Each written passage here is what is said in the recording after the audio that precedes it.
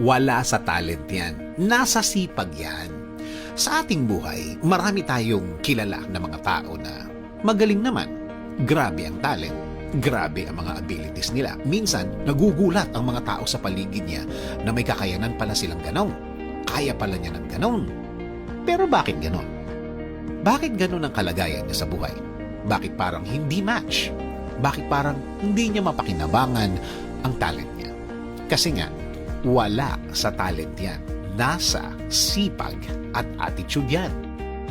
May mga taong kahit ilang beses mo nang binigyan ng chance, nabigyan ng chance ng buhay, bakit parang hindi umaangat?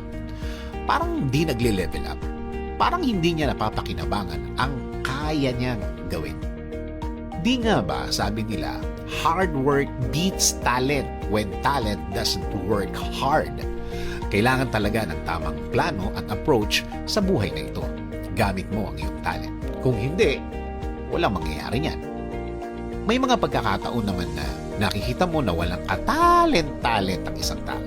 Pero nakikita mo na gusto talaga niyang matuto. Gusto talaga niyang mag-focus. Kahit mga barkada time o labas-labas, kaya niyang isakripisyo basta madagdagan lang ang alam niya at mag-level up ang talent niya. One day, ang galing-galing na niya. Magugulat ka na lang na nag-iba ang mga kaya niyang gawin. Nadagdagan pa! Dahil yon sa mga ibinigay niyang panahon para mas mag-level up siya, para mas mahasa o mahone pa niya ang talent niya.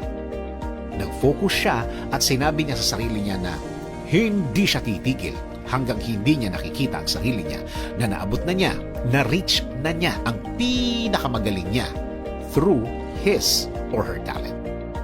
Nakakalungkot na marami tayong kilala na may talent na tamad.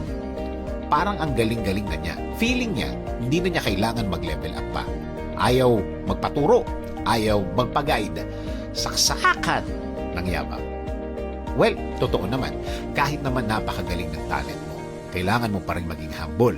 Hindi yan lisensya para maging mas mataas ka sa ibang tao. Para mas maging VIP ka all the time. Nothing beats hard work, ika nga. Kahit napaka-talented na mga katapat mo o kaya kalaban mo kung saan kapag nag-focus ka, kakayanin mong patumbahin ang sino man basta may sipag at tiyaga ka lang. Kahit gaano pa sila kagaling, tapatan lagi ng sipag at tamang attitude, magiging okay na ang lahat. Humingi ng tamang guidance galing sa Diyos. Hingin sa Kanya ang tamang direksyon.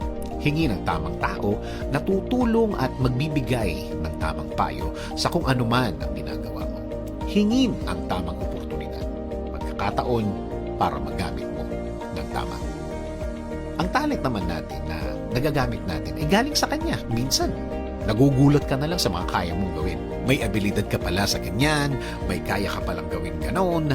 Since na siya ang pinanggalingan ng talent natin, siya din ang may alam kung paano ang gagawin dyan.